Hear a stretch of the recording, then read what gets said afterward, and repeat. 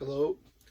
Um, I've been thinking a lot about the idea of China starting the next great war, the next world war. I've given a lot of thought about it, and I've made several potential YouTube videos about it that I haven't released, that I haven't been very happy about how I put certain things. So now in this video again, I'm going to attempt to try to phrase it as clearly and concisely as I can. Um, so please indulge me. There'll be some times where I'll be making a mistake, maybe, but it doesn't matter. I have to tell you what I'm thinking in order to get this thing straight. First of all, in my previous video, I talked about subversion in North America, but focused on the United States. Um, I talked about the connection between COVID-19 and the subversion tactics that I learned from Yuri Bezmenov about pointing society in one direction and then helping them to go in the direction that the subverter wants you to go. I talked about Antifa and how they're actually agents, even if they act of their own free will and their own, what they perceive as their own purpose, which is the destruction of America as such, is, even if I posited the theory that they may have been funded underground by the Chinese Communist Party, and that whether or not that's true, their actions coincide with the interests of the Chinese Communist Party, which is the subversion of the rule of law, and to destabilize, to divide peoples, in order to make the country vulnerable, in order to create confusion, to make the country easier to influence and to take. Right now, as I see it, Yuri Bezmenov's prediction about that the subverter, that their, and I'll paraphrase it here, that their ideology seems to be an appropriate alternative or in plain sight, is true. If you look at the Confucius Institutes, if you look at Chinese sympathy in common media, that they try to garnish that kind of idea that China is not an enemy but something beautiful to be adored, to be revered, so to speak. It's That's an idea that I am sure, if you're being honest with yourself, is prevalent in our society right now. So I'm seeing the patterns of subversion in the U.S. And in Canada. Take, for example, that great parade that they put together for the anniversary, and Mao's picture there, in the square, and then essentially Xi Jinping behaving like a god dictator, looking upon his troops marching through the square, and a demonstration of Chinese military prowess and power. And here in Canada, we suffer from Chinese propaganda all over the place. I want you to know that this idea keeps growing all the time. China is so into putting out propaganda to the world. Take, for example, the COVID-19 narrative, that to posit to lay blame at the feet of China for the Wuhan virus, for the COVID-19 virus. It cannot be verified, cannot be attributed to China. And they say that's racist, and then they try to blame Trump, and they try to blame U.S. soldiers, and they blame everybody else, but they never took responsibility for, let's say, releasing this virus upon the world, or if they didn't release it, then at least to try to prevent the spread. Their own doctors had to fight them, had to fight the government, had to fight the internal police, had to fight media, which is under government monitoring and censorship. They had to fight to get the truth out to the world. There was internal political biases, racial biases, say against Taiwan, because of the animosity that Beijing harbors against Taiwan. The CCP doesn't recognize them, so the WHO didn't recognize them, for explaining the ease of spread, how contagious it was. What nobody talks about, and what should be talked about, is COVID-19 is actually, I guess you could say, a definitive opening salvo of China exercising their power in war. And the reason it's a world war is because the, I guess you could say, epidemic, but on regular media it's pandemic, that spread. That was a show of force, because I do subscribe to the belief that China did release it on purpose and spent years developing it in the Wuhan Institute of Virology. It was a deliberate plan. It was a form of economic warfare, using a bioweapon as the catalyst. What happened? Economies all over the world shut down. The greatest economy in the world, the United States, shut down. And if you take into account what Trump was doing and what he planned to do to China, the COVID-19 virus bioweapon was released upon the world as a retaliation against what the Americans were doing to them. If you study the economy of China, you'll know that the government intervention is extremely prevalent to grow companies and whatnot. And I mean, they grow by the numbers. It's like clockwork. And in the real world, reality doesn't operate that way. You can see that the Chinese Communist Party manipulates in order to get what they want, which is economic growth in the trajectory that they wish. So anyways, why was I telling you this? This is the opening salvo of many, many blows that's going to come as a result, now that they know that the United States has been successfully, if not partially, subverted, and that their ideology is within the social atmosphere, and I would say not accepted by all, but at least it's there. So that's a major win in terms of China. You have to take away your personal views about certain subjects and judge the situation very dispassionately. You look at all the incendiary topics right now, to suggest that COVID-19, you shouldn't wear a mask, you shouldn't social distance, you should be out, you should be living freely as you can. Those are incendiary ideas that can spark a heated debate. Why? Why is it that if people choose to do one thing and somebody chooses to do something else, that's incendiary?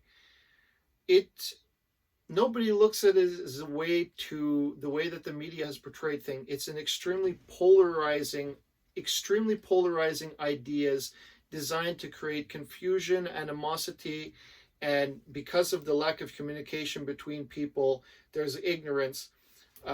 So there's no discussion about the proper way to act, to debate this thing so that we can come to some kind of a logical, rational conclusion. Instead, the media acts like fear-mongering propaganda artists. And the problem is that the best propaganda, there's a grain of truth, or there's some truth, or a half-truth. So we all agree that the COVID pandemic has killed many people, and that it's dangerous for certain people. But when I keep looking at the mortality rate, it's relatively below 10% at the extremes. And at the minimums, it's like 0.5% or 1% or 3% or something like that. So I iterate, it is not the pandemic that's the problem. It's people's response, government response, and the lack of respect for individual freedom in order to handle the pandemic in the way that they see fit. They should be able to decide whether they want to be vaccinated, or that social distancing should be an advisory. If they want to wear a mask, that should all be open for people to decide. And they say, well, to protect the public, we must obey, blah blah blah blah, and everything is mandated. But the problem with that idea is that when you create a pretense for the abuse of power amongst authority or authoritative position, that temptation to abuse your power will take over. And as I see it, many people have taken advantage, have abused their power. Police officers, politicians, the health agencies have all overreached in the name of public health. And they're not going to relinquish that power. They're going to hold on to that power as long as possible, and unless they're forced to relinquish that power. And that's the point that I've been trying to make to everybody. Something deeply touched me when I watched this. It was a video of Art Pulowski being arrested. He is a local church pastor, and his only mission in life at the moment, though he lived very prestigiously before, I heard, but has since given all that up, he feeds the homeless. He clothes the homeless, and he puts together a preaching style, the Holy Bible, and preaches to the homeless, and that's it. You can't even give a Holy Bible away because apparently that's illegal. And now with COVID, we're not legally allowed to give food and clothing to the poor, according to the COVID laws. He has been issued something like 29 tickets, been to court so many times over the last, I can't even count it. It must be 50. But, and he was intimidated, threatened by police, threatened by public health of Alberta. The representatives came into a church that he was preaching at and issued everybody tickets for not wearing a mask and just congregating. Now I've seen, I guess, the beginning of the end of the free democracy that we enjoy, because there is a pretense in the Constitution of Canadian law that suggests that the worship of the supreme being, of God, is higher than the rule of law, and it's to be respected, and there are safeguards against any kind of legislation against that sacred law, that sacred rule. And there's a reason it's there. This country was founded on the principal belief of the supreme being and faith in the supreme being, the Christian way of being. And from that arose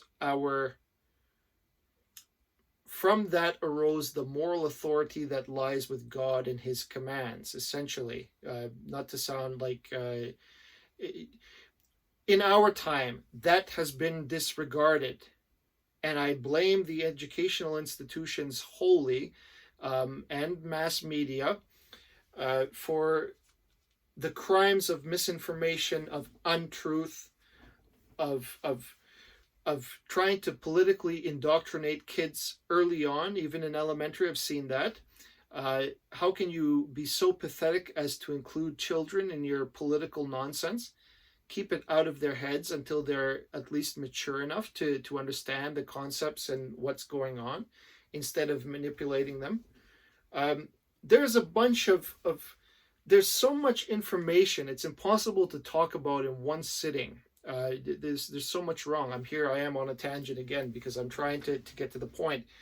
Um, so because of education, because I blame them foremost, education, the failure of education has tried to instill different values in an individual, in the mind, or try to plant seeds of pseudo values in the minds of studying children. And this was a tactic that was not a coincidence. This was a tactic that was helped along by China.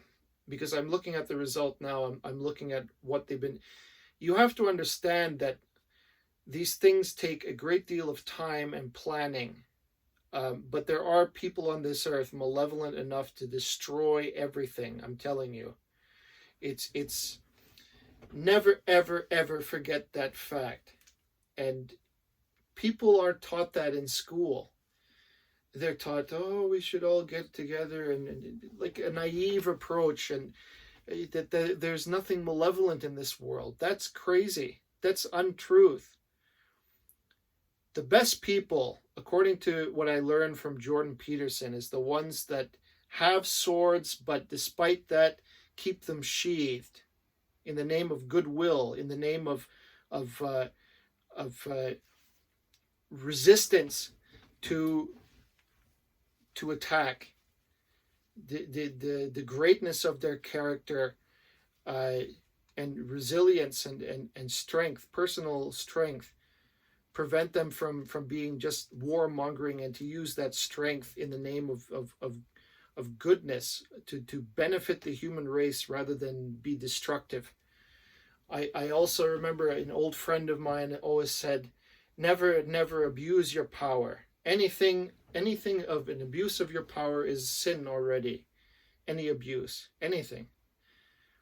In our time, we've learned to be extravagant. We've learned to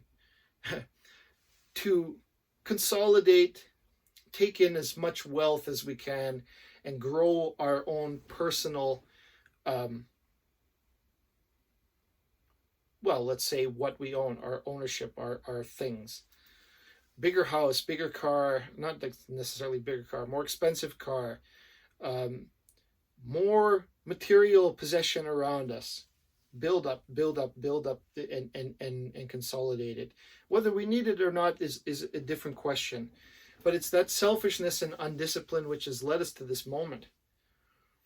So China took full advantage by offering us some shiny thing, something cheap, maybe a plasma TV or an LED TV. We could get it so cheap, 85-inch, 84-inch, whatever. It's something expensive that we think we need, and create that.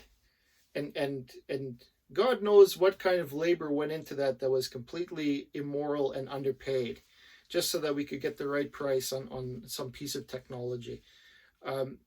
If we avoided that, and if we disciplined ourselves to look higher than just material possession, then the glamour in which they offer us has no effect. So, anyways, I deviated from my path of China creating the next great war. Here are some facts for you. China has been figuring out and building technology and implementing technology such that they can fire a laser from one of their satellites to interfere with the, say, a satellite that's responsible for the infrastructure of the web in the United States. So they'll fire a laser or something like that, and then they can interrupt the signal, and they can even disable them. China has been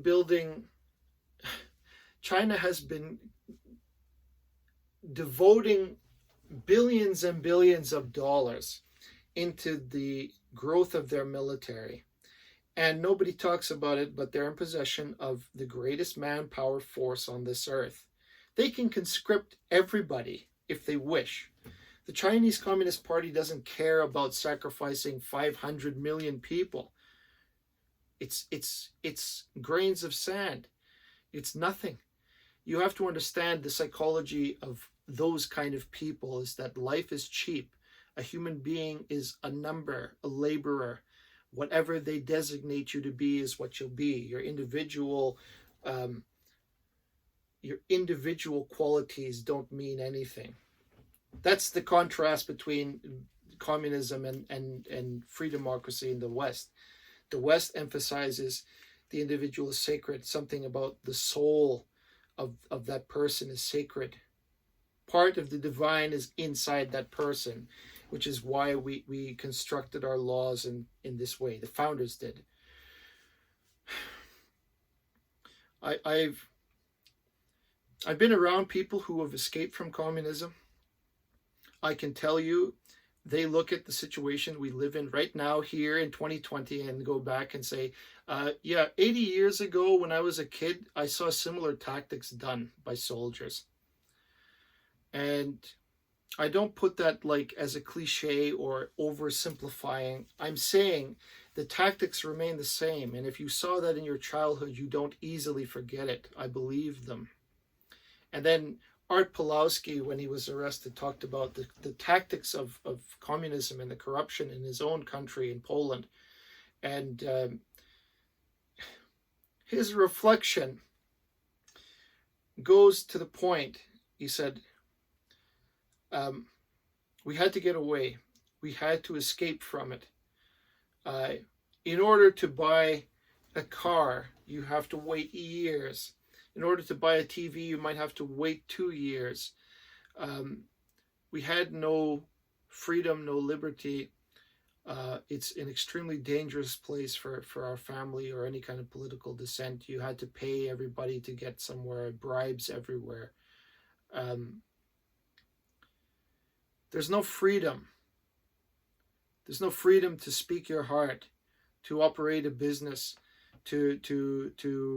well, I wouldn't say that far to operate a business, but to operate a business without, having to bribe someone or anything like that, like without mass corruption, if you understand my meaning.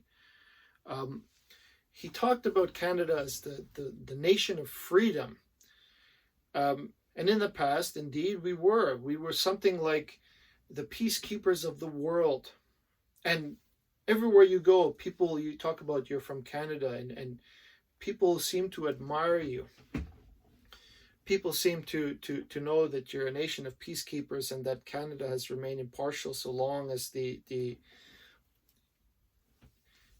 world, that peace continues to be the supreme thing that we're aiming at. And no longer. Socialism has entered this country and become the dominant thing that they keep preaching about. Equality, equality, equality. Why on earth do we keep repeating the same mistakes of the past? The Bible never talks about equality. No religion ever talks about equality. Only Marxists, only communists. They talk about equality. And what they really mean is equality in dirt, equality in death, so that the few can enjoy the rights of many and the profit of many. You work, I eat. The Marxist ideas and whatnot, and I'm not going to get into it, evolving into postmodernism, which is a hatred for everything that we've built and the desire to destroy everything. To replace it with what? I don't think they've even thought that far. All they think about is destroy, destroy, destroy. Black Lives Matter is a wonderful sentiment, but nobody even talks about this. Does Black Lives Matter actually mean Black Lives Matter, or does it mean something else? Do the people that follow that slogan actually know what they're following? As I see it, Antifa is at the heart of that group. And as I see it, the slogan is something like a battery ram to ram down any opposition or dissent. If you're against that slogan, you must be racist. Well, how do I know that black actually identifies the black race? How do I know you have the interests of the black race at the heart of what you're trying to do? A black police officer was killed by those rioters. Many, many people have died because of the riots. It's no joke. when you look at how violent Antifa tends to get, I think I keep hearing about, they stand next to a burning building, but they say it's a peaceful protest. Yeah. When everything is destroyed, what are they going to replace it with?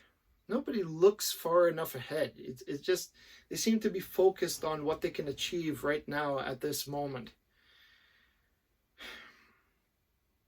We need to stop acting like life is only for survival and that our base instincts are all that matter. When I look at the so-called progressives, I don't call them progressives. I call them a regression to communism. What we have now is the evolution of higher thinking, of higher, of formal operational thought, something like that. The highest level of abstraction that took centuries to build and implement, and then try it here, try it there, and then eventually they came up with what we have now. Empires that rise will one day fall, but if implemented correctly, there's no reason for the current state of affairs to end unless it's through foolishness or a lack of appreciation or ignorance. There's no reason for it to end.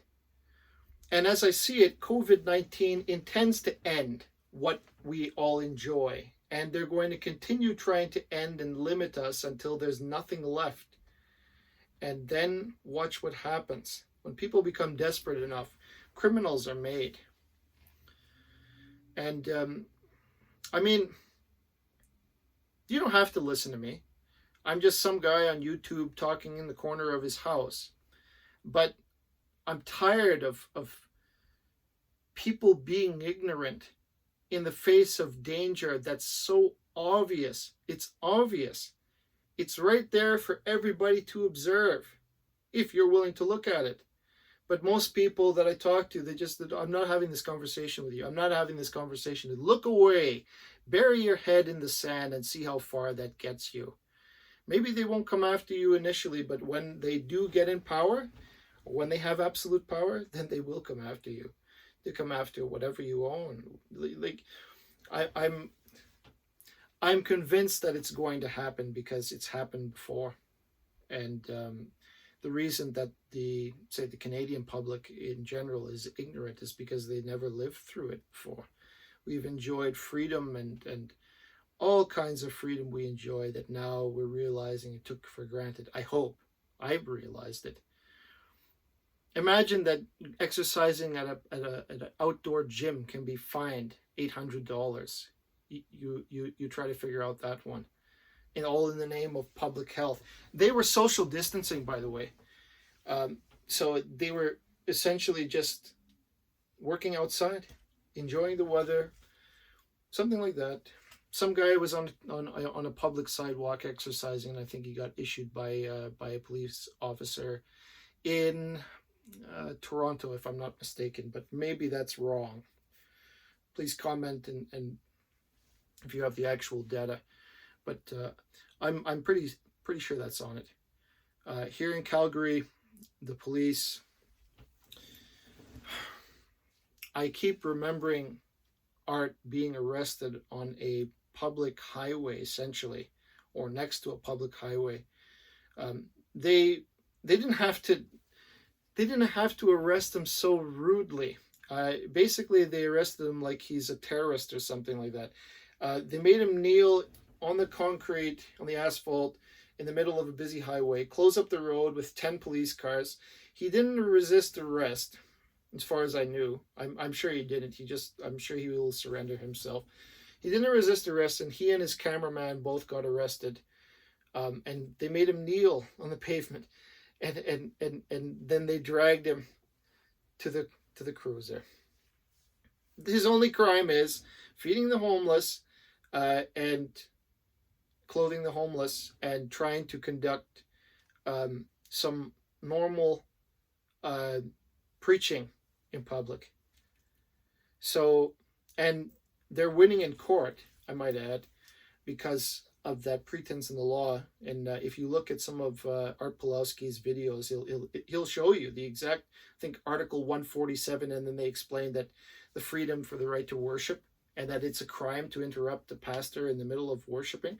Like, nobody talks about that these are God-given rights in our Constitution that are protected from, say, somebody writing that into law and banning it. It's deeper than that.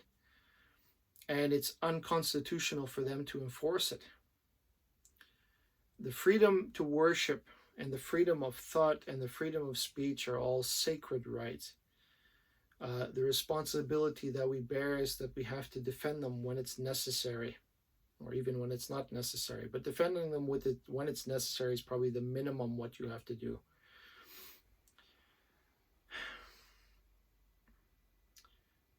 How can this be Canada? That's the question I'm asking all of you who are watching this, and I'll conclude with that. How can this be Canada? 2021, we're supposed to be as civilized as it gets. We are not. We're reverting back to barbarians. If you love this country, even if you don't, if you love what you currently have, and that's peace and freedom to do as you wish and to grow yourself as you wish, then fight for Canada. If you're watching in the States, fight for the United States. Don't accept blindly what propaganda you keep hearing everywhere. When in doubt, use your good reason. Even more than that, use humility.